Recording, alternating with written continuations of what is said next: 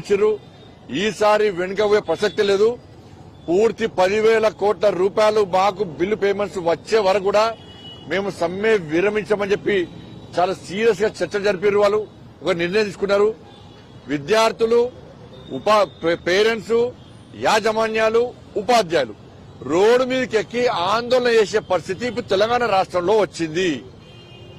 ఇలా token payment కాదు, వాళ్ళకు 10,000 కోట్ల రూపాయలు పూర్తిగా ఇవ్వాలని డిమాండ్ చేస్తున్నారు. మీరు టోకెన్ పేమెంట్ ఇస్తానా వాళ్ళు వెనుకపోయే ప్రసక్తి లేదు. పోరు కూడా వాళ్ళు ఇలా ప్రభుత్వం ఏం చేస్తుంది? వాళ్ళ దిగొచ్చి వాళ్ళతో చర్చ జరిపి వాళ్ళ బిల్ పేమెంట్ చేయాలి.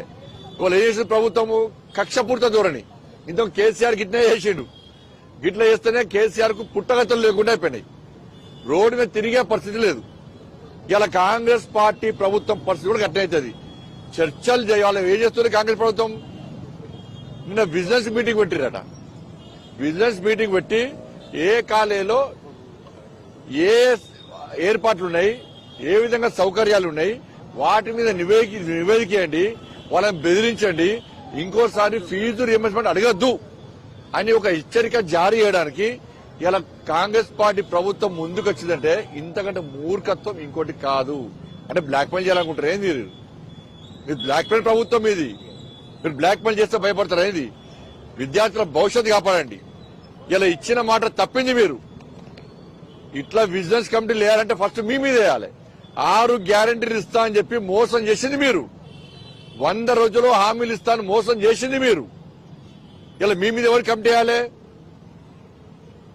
ఇలా ప్రజలు ఏం చర్చ జరుగుతుంది? కాంగ్రెస్ పార్టీ ప్రభుత్వం మీద పూర్తి వ్యతిరేకత ఉన్నది. అదిగా స్థానిక సంస్థల ఎన్నికలు పెడతలేరు మీరు. కాబట్టి ఇలా యాజమాన్యాలను బ్లాక్ మెయిల్ చేసి బెదిరించే ప్రయత్నం చేస్తే 100% భారతీయ జనతా పార్టీ వాళ్ళకి అండగా ఉంటుంది. విద్యార్థుల భవిష్యత్తును కాపాడాలని చెప్పి నేను కాంగ్రెస్ పార్టీ ప్రభుత్వాన్ని డిమాండ్ చేస్తున్నా.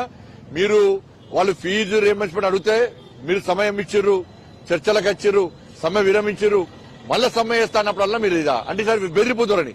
మీ బెదిరింపు ధోరణులకు భయపడే ప్రసక్తి లేదు. నేను యాజమాన్యాలను కోరుతున్నా, మీకండగా భారతీయ జనతా పార్టీ ఉన్నది. విద్యార్థుల భవిష్యత్తు మాకు ముఖ్యం. ఇలా పేద విద్యార్థుల భవిష్యత్తు రోడ్డు మీద పరిస్థితి వచ్చింది. దాని గురించి ఆలోచించకుండా మీరు బ్లాక్ మెయిల్ చేస్తా అంటే తమాషాలు అయింది మీకేమన్నా?